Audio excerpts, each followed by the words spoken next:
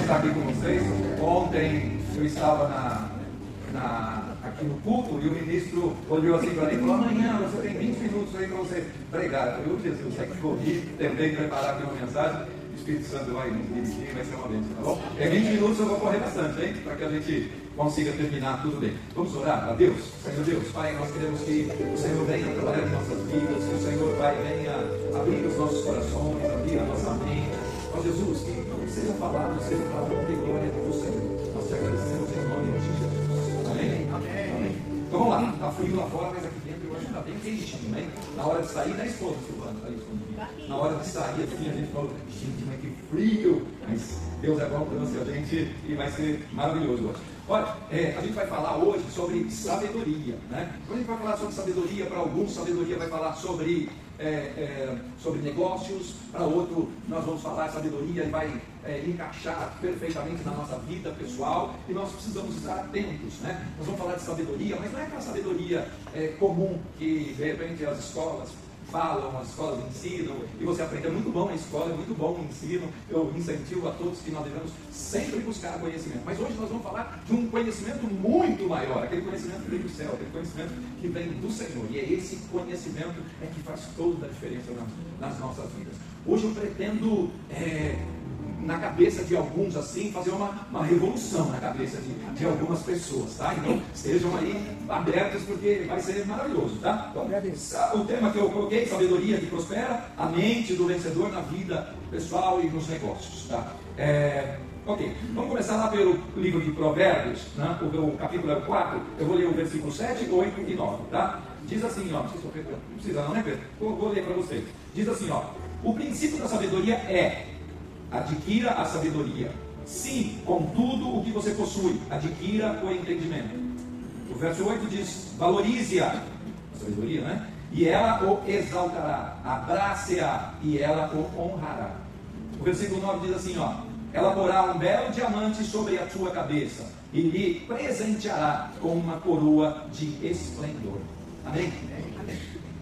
A palavra é a que nos prepara, é a que nos dá a direção, é a que nos conduz.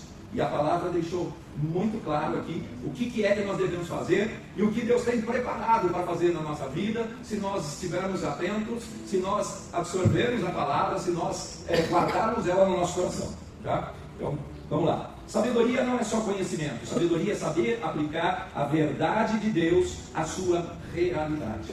Nós temos que usar dessa sabedoria com os princípios de Deus que nós temos no coração e começar a ligar isso na nossa vida. Quando a gente aprende a fazer essa ligação, quando a gente aprende a conjugar essas coisas, nós vamos entender a vontade de Deus.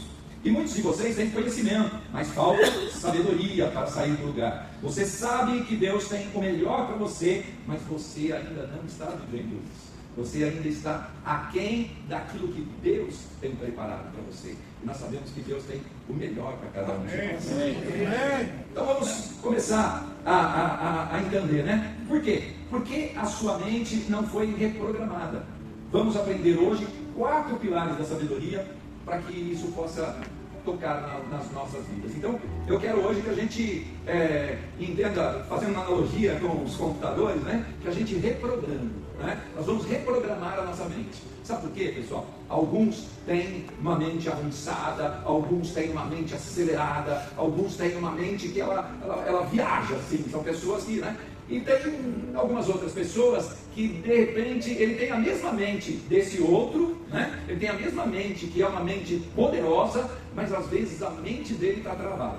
Se nós falarmos no computador, né? O Fernando está ali, que é técnico de computador, ele sabe bem, né? Quando a gente está com um programa, né, que ele já está desatualizado, parece que trava tudo. Parece que a coisa não roda e não funciona. É a mesma coisa, às vezes, a mente de algumas pessoas, né? Ele tem tudo, ele tem uma mente poderosa, porque Jesus nos deu uma mente poderosa. Nós temos a mente de Cristo, mas às vezes a pessoa, por algum problema, sabe, às vezes até trauma do passado, né? Ele foi criado numa família humilde, ele foi criado numa família simples, e a família dele sempre jogava mensagens, jogava palavras que travavam, né? Tipo, não tem dinheiro, a gente não pode. Não tem dinheiro, não dá, isso não dá. Isso. E ele foi crescendo a vida dele inteiro naquela simplicidade, naquela humildade, e de repente aquilo travou a mente da pessoa. Então hoje, às vezes ele tem condições até diferentes, mas por conta de um passado, a mente dele está travada.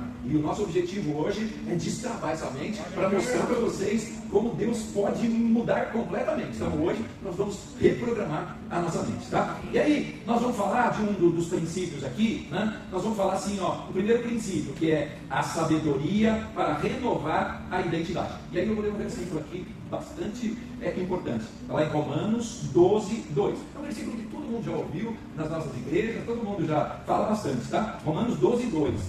Não vivam conforme o padrão deste mundo, mas deixem que Deus os transforme pela renovação da mente. Então, nós precisamos renovar a nossa mente. Nós não vamos mais aceitar viver com uma mente travada, como eu falei. Nós não vamos aceitar mais viver ali algo que nos oprime, algo que nos trava, Não, nós vamos criar hoje uma nova identidade para a nossa mente, e é em cima dessa novidade, é em cima disso que nós vamos criar hoje, que a nossa vida vai se transformar. A nossa vida vai se transformar dentro da sua casa, dentro da sua família, dentro dos seus negócios, dentro da sua empresa. Nós vamos dar, como se diz lá na internet, né? Nós vamos bugar, né? Nós vamos bugar lá o nosso sistema, e tudo isso vai ser importante para nós, tá? Vamos lá. A primeira sabedoria é essa: o que você vê é o que você é. Tem um amigo que ele fala que você não é aquilo que você fala, né? Você é aquilo que você faz. E aqui eu estou fazendo a mesma analogia, né? Você é aquilo que você vê, aquilo que você é. Então, se você se vê pequeno, se você se vê aquele mais humilde do humilde, as pessoas às vezes confundem, né? Ela quer ser humilde e de repente essa humildade ela traz tanto para a vida dela que daqui a pouco ela está vivendo uma vida de uma escassez tremenda, de algumas situações que ela poderia evitar. Então, para que a gente reprograme essa nossa mente, esse nosso cérebro, nós vamos precisar reconstruir a nossa identidade. Nós não vamos mudar de vida, nós vamos entender o propósito de Deus para a nossa mente, e aí nós vamos crescer com isso, tá? Seu saldo bancário não é um número, é um sintoma da sua identidade. O fracasso não é culpa do governo, da economia, do chefe ou do marido. É fruto de uma programação mental de gafanhoto, tentando viver em terra de gigantes. Principalmente, pessoal, o ministro fala muito sobre prosperidade, né?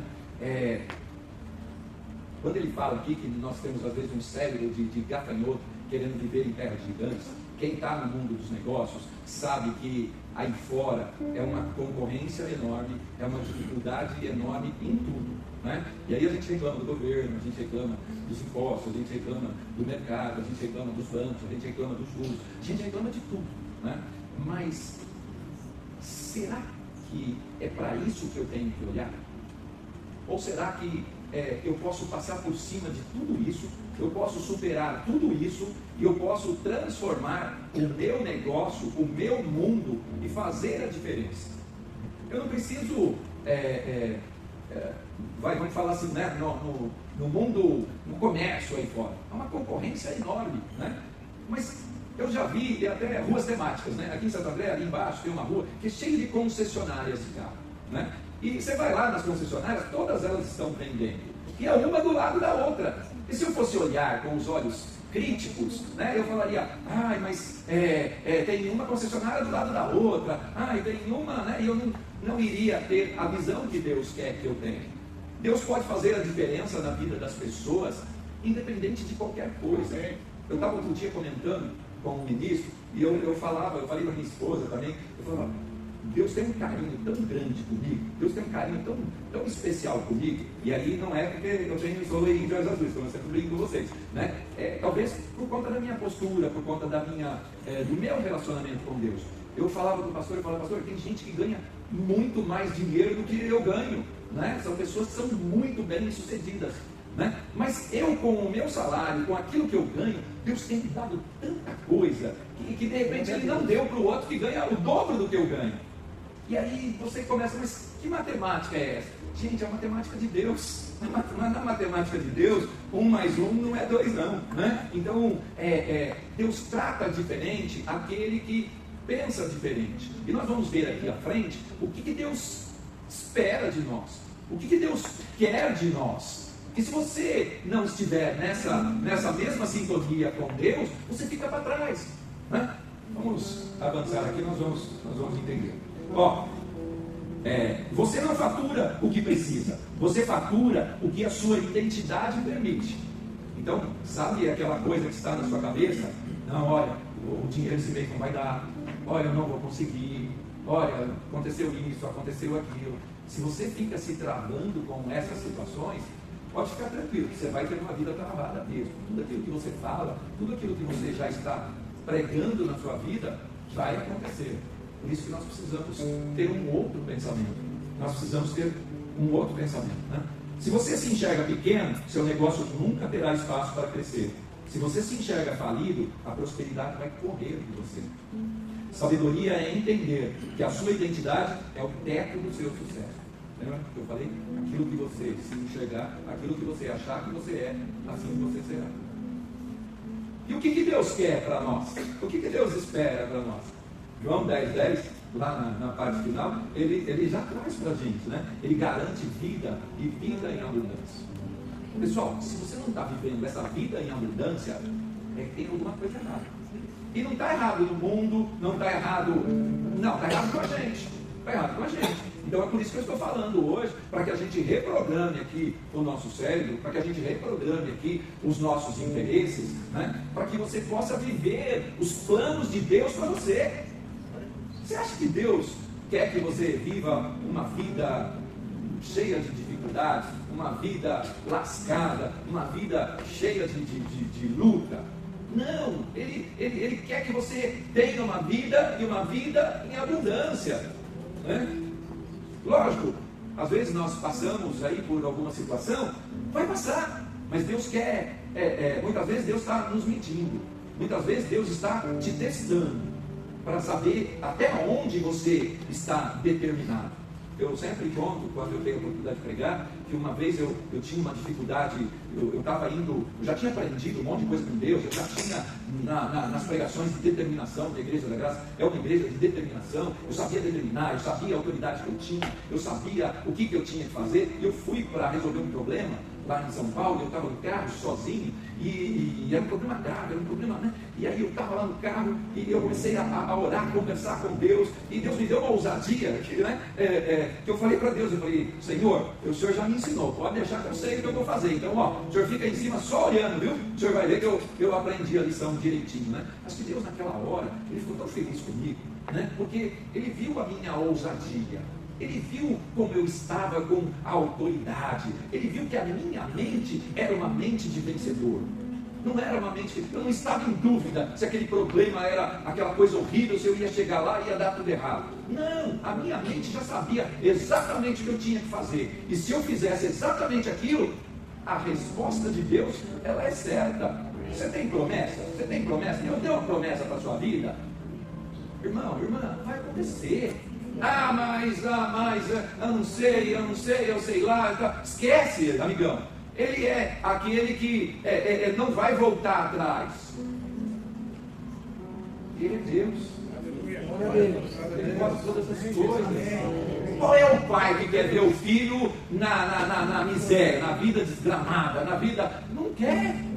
O pai quer ver você bem, o pai quer ver você lá em cima, o pai quer ver você só dando glórias, né? Se tem alguém que quer ver você mal, esse alguém não é o pai não, esse alguém é o inimigo, esse alguém é o próprio Satanás, que quer jogar você na lama, que quer ver você na miséria, que quer ver você tudo de ruim, entendeu? Então, Se Deus disse para mim que Ele tem uma vida para mim, vida em abundância, meu irmão, minha irmã, essa é a vida que eu vou viver. Não adianta vir apresentar outra coisa, não, que está amarrado em nome de Jesus. É mente, reprogramar aqui a nossa mente. Vamos entender. Agora, se nós entendemos o que Deus quer, pronto, é só ali, ó, seguir ali, Ele vai fazer a diferença, né? Você está na igreja, você está seguindo a palavra, você tem um entendimento, você está ali, ó, você não está no pecado, você não está no erro, você está fazendo tudo que Deus quer. Como é que vai dar errado? Não tem como dar errado, não tem lógica. Eu sirvo um Deus que Ele não perdeu uma batalha. Eu sirvo um Deus que é dono do ouro, é dono da prata. Eu sou filho. Filho é o quê? Herdeiro. Eu sou o herdeiro natural dele. E se Ele é o dono do ouro, se Ele é o dono da prata, eu tenho tudo. Mas Ele tem que saber a sua mente. Se a sua mente for pequena, Ele vai te dar algo pequeno. Ele vai te dar algo pequeno. Se você tem uma mente grande, se você tem fidelidade, aí a gente vai fazer uma conciliação até com o dízimo aqui, né? Deus não precisa do seu dinheiro, não. Deus não precisa do seu dinheiro, não. Eu era empresário, eu andava de helicóptero, eu era quem mais dizimava na igreja, e eu achava que aquilo era. De repente, ó, forte! Passou o facão assim, ó, que eu quebrei, perdi até o rumo, não sabia nem para onde ir, eu estava perdidinho, danado. E aí eu falei, mas Deus, e agora quem vai, né, ajudar a igreja? Na época nós pagávamos aluguel ainda, né, da igreja, quem vai ajudar? Ele arrumou outro, tirou o Medeiros, arrumou 4, 5 aí, melhor que o Medeiros. Você entendeu? Ele é o dono do ouro da prata. Então assim, ele não precisa do meu dinheiro. Ele não precisa do seu dinheiro. Eu não entendo nada do dízimo. Não precisa você entender nada do dízimo. Não precisa você entender nada. Deus só quer saber onde é que está seu coração. Se seu coração estiver no seu dinheiro, meu irmão, você está errado.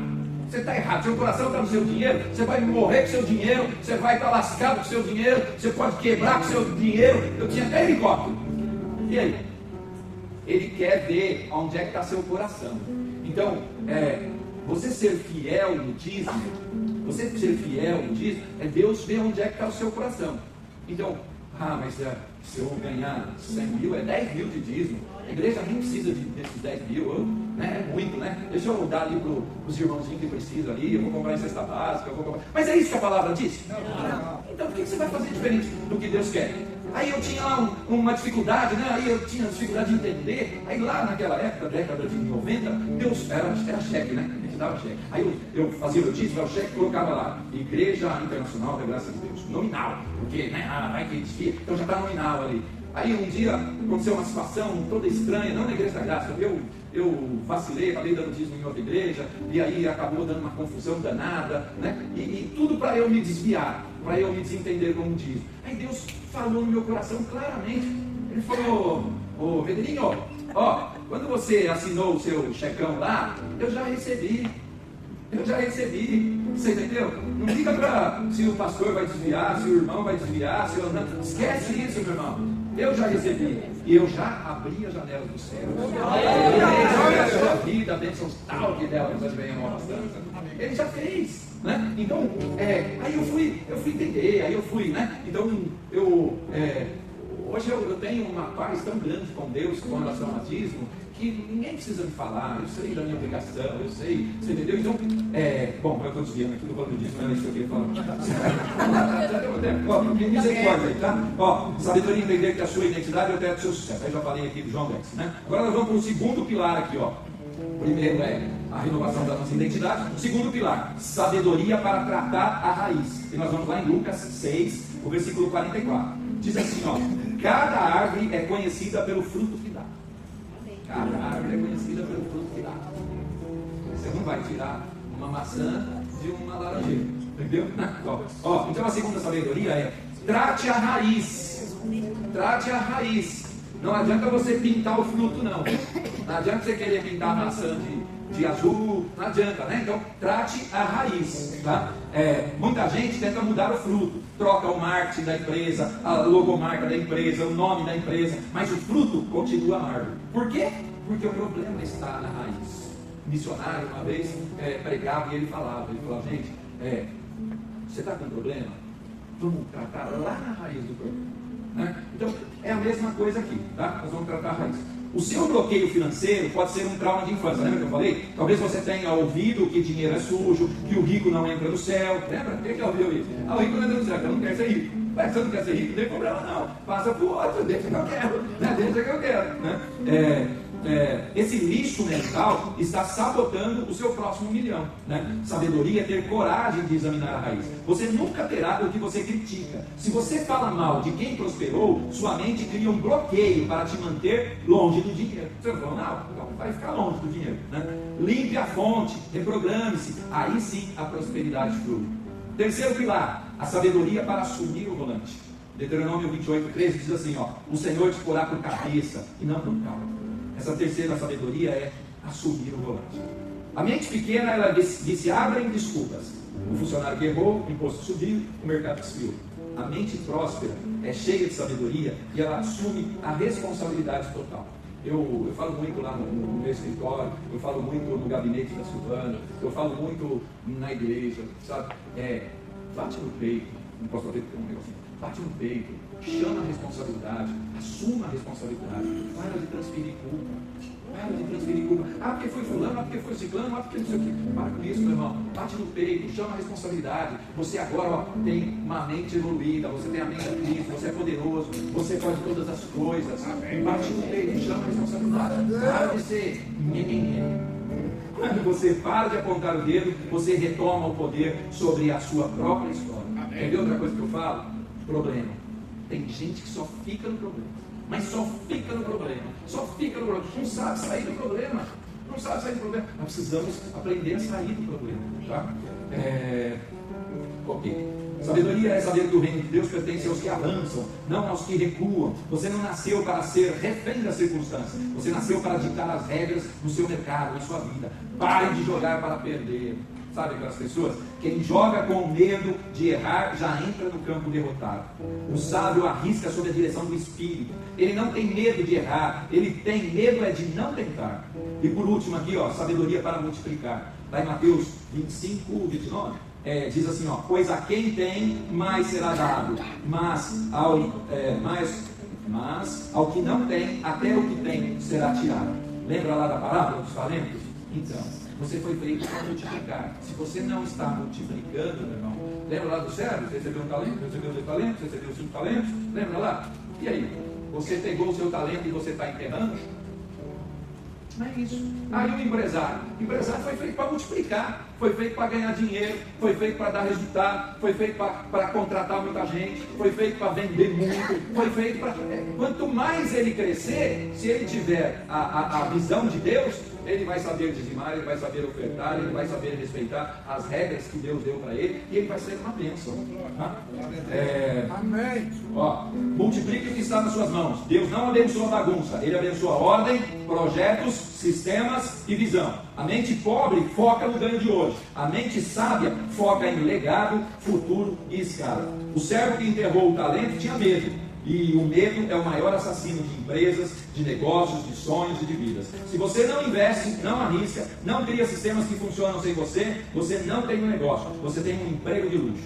Sabedoria é saber que Deus quer colocar nações na sua mão. Nações na sua mão. Eu já estou perto, gente. Deus já colocou minha mulher lá na prefeitura, lá comandando uma cidade, entendeu? Então eu estou chegando lá. As nações estão próximas de ser colocadas em nossas mãos. Mas não é só na mão de Deus, não, gente. É na mão de cada um de vocês. Basta você reprogramar a sua mente para você receber o melhor de Deus, né? Já vou, tá? Ele precisa saber se você é um gestor fiel ou um medroso. O que não cresce morre. Lembra da figueira? Figueira que não deu fruto foi arrancada. Conclusão, a ativação do gigante. Porque você é gigante, ó. Irmãos, a sabedoria que vem de Deus te leva a uma conclusão simples e poderosa. Sua identidade é o teto do seu sucesso. Até onde vai a sua visão?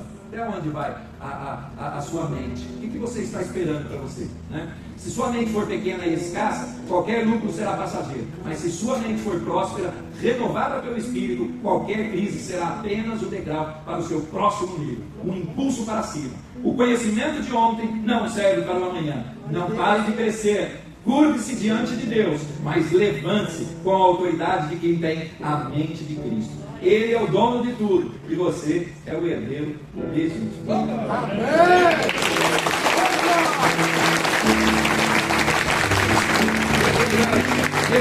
É isso que Deus está esperando de você. Tira essa mente fraca, essa mente de que nada dá certo, de que você não foi feito para vencer, de que você tem que viver aquela vidinha simples. Não, Deus quer você poderoso. Zé, Ele quer ver você um construtor dos melhores. Quer um vendedor? Ó, se prepara, Ele quer pôr você para vender para o mundo. Né? Isso, basta você. Ministro, só passar um. Samuel, quanto tempo eu já fui? Já deu meu vídeo? Já deu meu vídeo? Ó, só eu passei esse vídeo na outra vez, mas ele conecta muito o que a gente está falando. 2 minutos só. 2 minutos. Pode ser, Samuel? Ó, presta atenção. Pode ficar de pé. Pode ficar de pé.